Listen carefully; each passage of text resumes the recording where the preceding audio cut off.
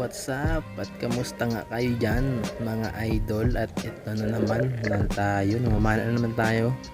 Ayan, kung nakikita nyo may isda tayong lalapitan. Isang mga lumahan yan. Ayan o.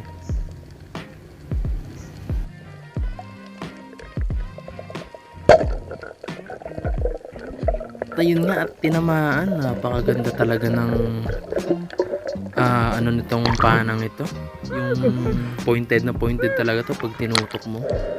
Grabe, shout out pala sa gumawa ng aking pana, si Kuya Armando Hayag. Ayan, siya ang gumawa ng ating pana guys.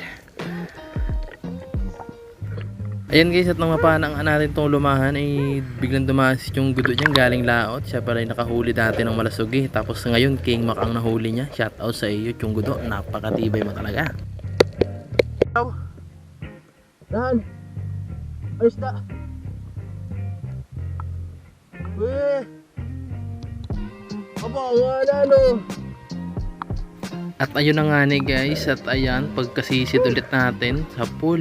Hindi natin na na-videohan nung ating tinira yung isda na yan. Kasi nga, pagkakita ko sa may giswak guys, nakita ko agad siya sa may parang biyak na bato. Pagkakita ko siya doon, nagulat agad ako. Tinutukan ko agad kasi malangoy na, kaya dyan binirahan ko na agad.